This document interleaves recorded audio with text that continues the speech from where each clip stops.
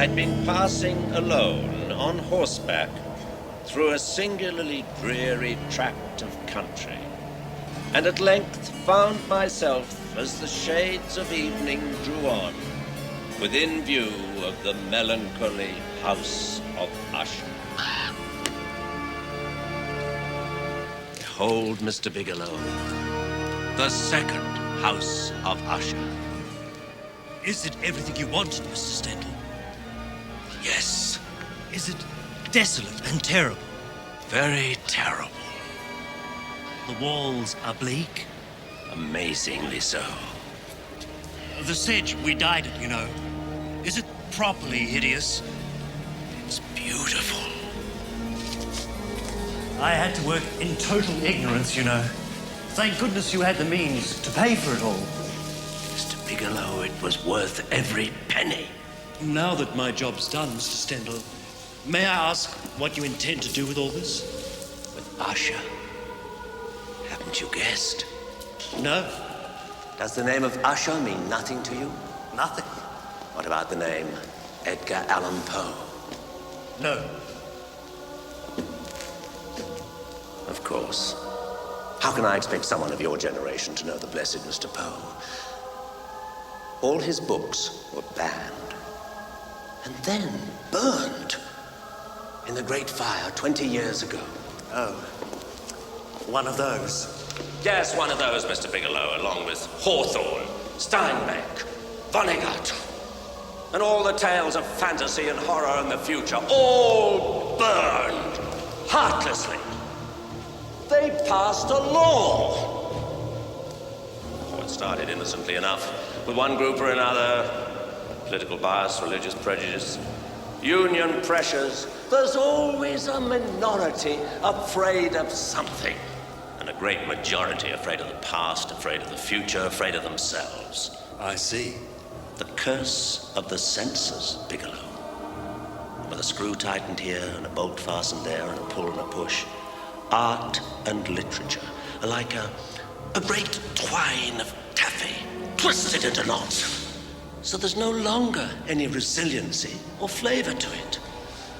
The film cameras stop. The theaters are dark. The printing presses grind to a halt. I'm sorry. I don't know what you're talking about. But from what I hear, the burning was a good thing. Get out! Leave me alone, you idiot!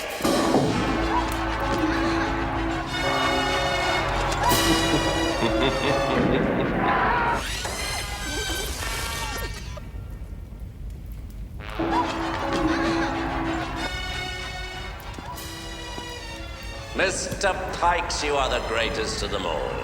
The man of 1,000 faces. Cheney, Karloff, Lugosi.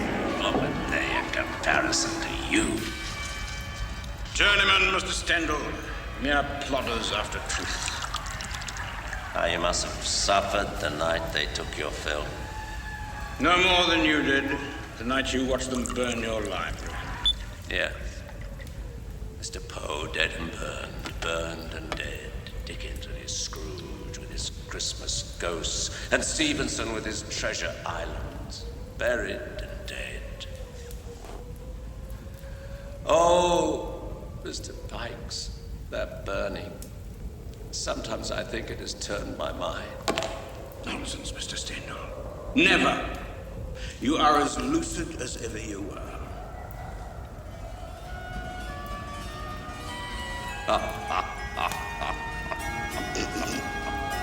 To the house of Usher. House of Usher.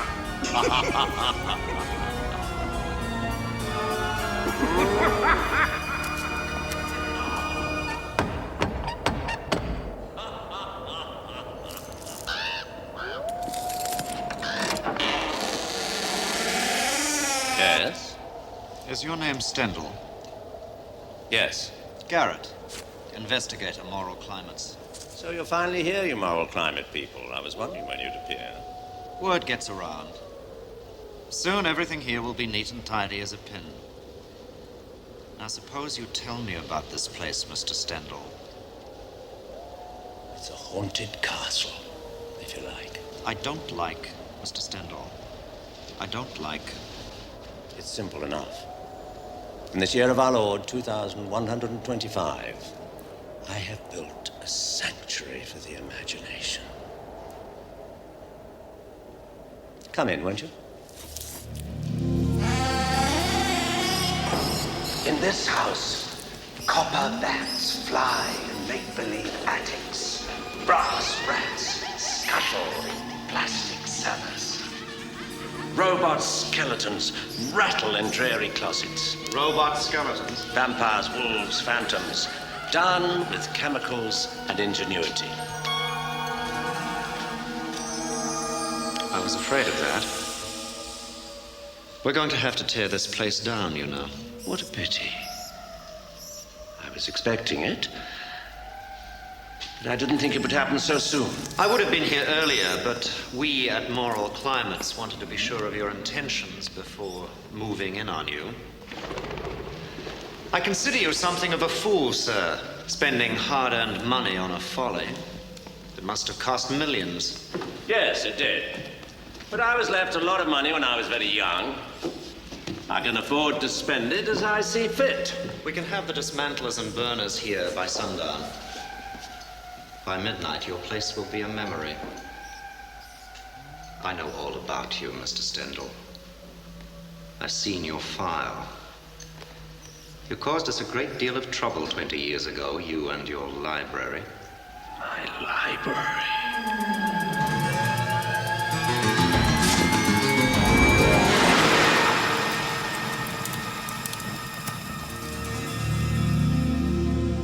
You must put in a full report, Mr. Garrett, mustn't you? Yes. Then come and have a look around before you leave. It'll only take a minute. All right. But no tricks.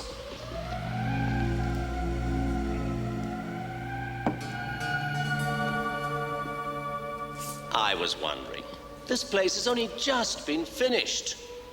Couldn't you let me play with my toy for, 24 hours? Out of the question, Mr. Stendhal. You know the law. No books, no films, no houses. Nothing that in any way suggests ghosts, vampires, or any creature of the imagination. For 24 hours. What harm can it do?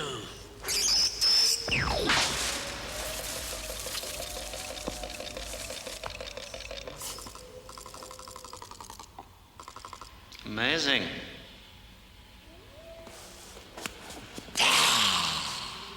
Just a robot, Mr. Garrett. Just a robot. Deplorable. Exactly the sort of thing we mean. I'll allow you to burn her personally. I'm glad you've decided not to oppose us, Mr. Stendhal. No! It's enough to know that I created this place. To be able to say that I did it. I nurtured a medieval Gothic atmosphere in this modern, sterile world. I must say I have a certain reluctant admiration for your genius, Mr. Stendhal. Thank you, Mr. Garrett. But why, Mr. Stendhal? Why all this? What possessed you? Bureaucracy, Mr. Garrett. But I haven't time to explain. Now.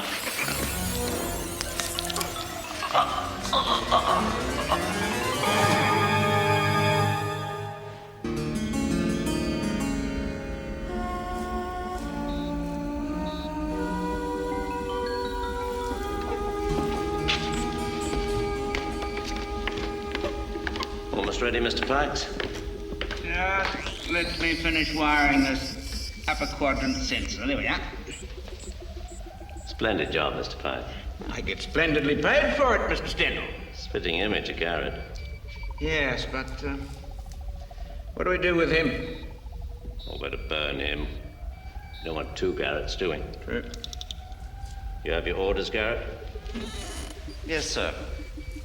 I'm to return to Moral Climates and file a complimentary report on your complete moral and mental rehabilitation. and invite the members of the committee to a party to celebrate the fall of the second house of Usher, a symbolic gesture by the rebel Stendhal in recognition of the fact that fantasy is dead. Splendid, Garrett. Off you go.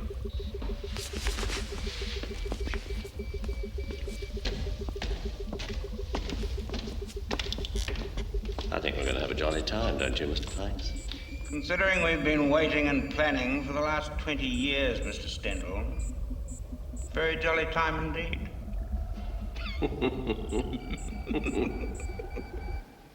Our records clearly show that Stendhal has opposed and defied the edicts of this committee for the past 20 years. However, today I am happy to report that he has seen the error of his ways.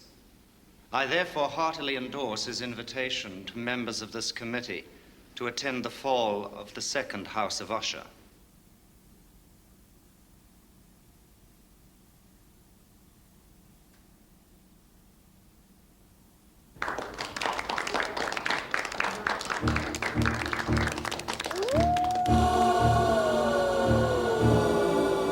So this is the house of Usher. Byzantine. It deserves to be destroyed. Welcome, Miss Pope, Miss Blunt, Dr. Stephens.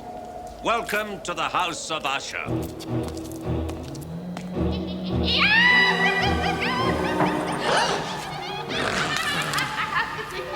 What is this, Stendhal?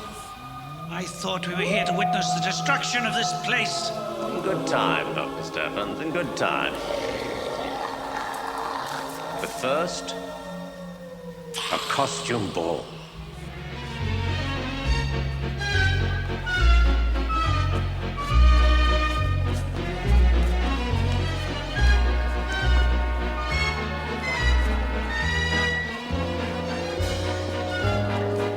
I don't know if we should participate. It verges on blasphemy. Nonsense, Miss Blunt. Enjoy yourself. Tomorrow, Usher will be a ruin, a memory. You're here in the line of duty. Off you go and change.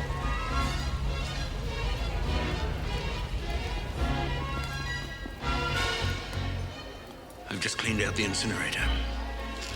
Look what I found. Garrett, Garrett, they've sent an android.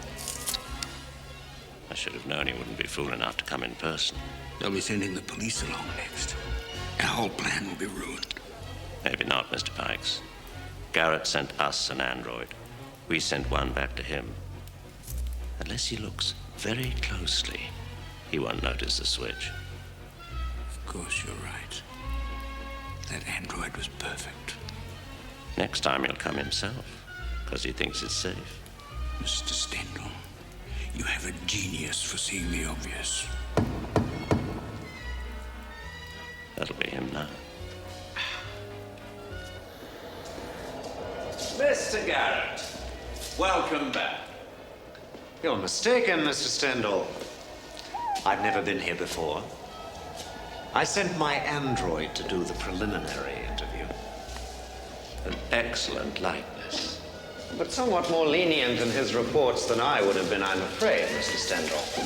Fortunately, I took the precaution of summoning the dismantlers tonight. They'll be here in an hour.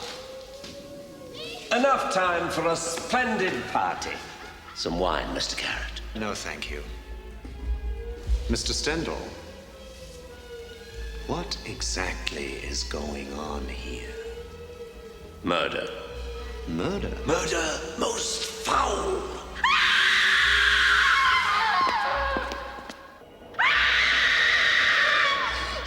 Mr. Garrett, thank goodness you're here. Call the police. Something horrible's happened. Miss Blunt's been strangled and stuffed up the fireplace.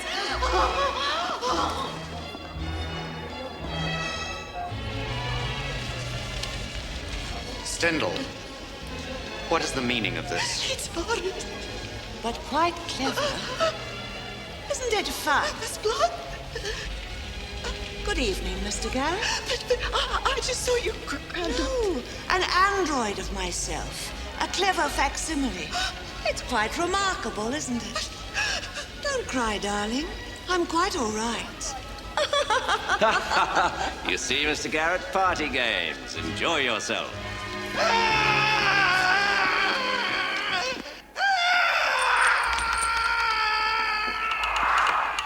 One of Mr. Poe's finest flights of the imagination, Mr. Garrett.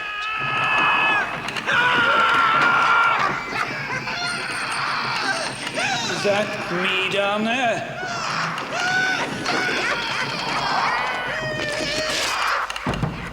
How realistic. Drink, Mr. Garrett. Thank you.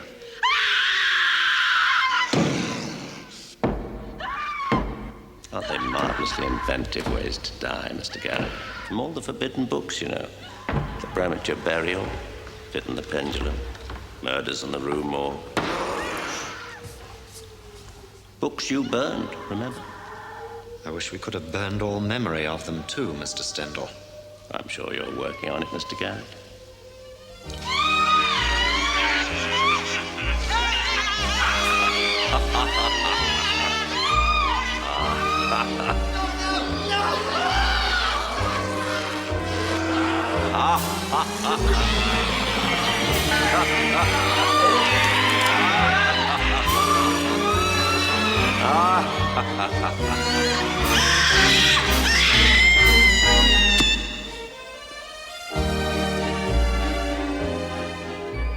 Do you want to see what we've got planned for you? You're nasty. Why not? We'll be blowing the whole place up in a moment anyway. Come along, then. What do you want to show me down here? Yourself being killed. A duplicate? Yes, and something else. And what precisely would that be, Mr. Stendhal? This. More wine. Not just any wine. Amontillado. The what? Mr. Poe's book, The Cask of Amontillado. Montressa takes Fortunato, who's just insulted him, down to a cellar like this and offers him this very wine. Really? Of course, you recognize this. Should I? And this. It's a trowel, Stendhal. I'm not an idiot. Of course not.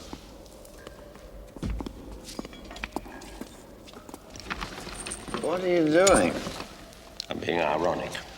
Never interrupt a man when he's being ironic. It's not polite.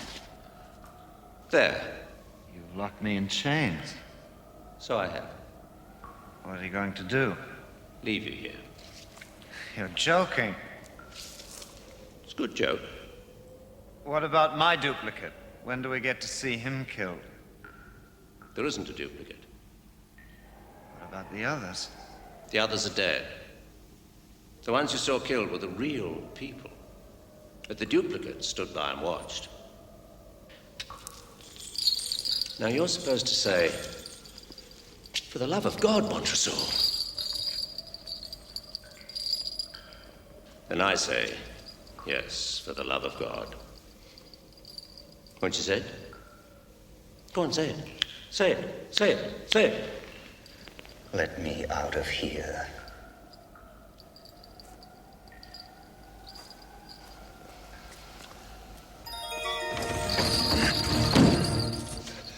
What are you doing?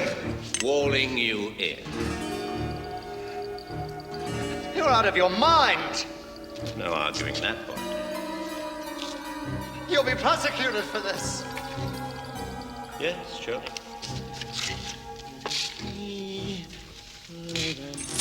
No! That's good, Garrett. Yes, a little more thrashing. You need to have a good show. Oh, Garrett, do you know why I've done this to you? Because you banned and burned books without even reading. You listened to other people's advice as to whether they were harmful. Now, if you'd read Mr. Poe's books, you would have realized what I was going to do when I brought you down here. Ignorance is fatal, Mr. Garrett.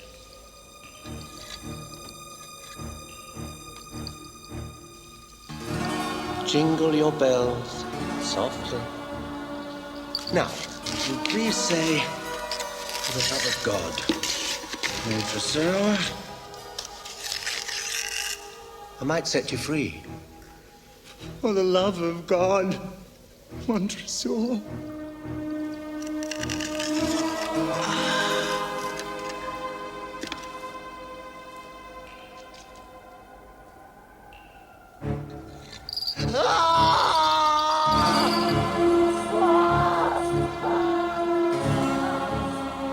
Requiescat in pace, dear friend.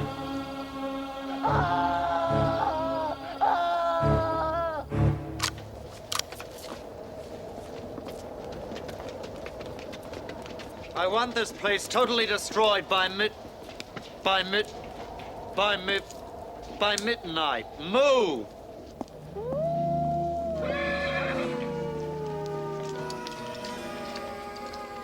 My brain reeled as I saw the mighty walls rushing asunder.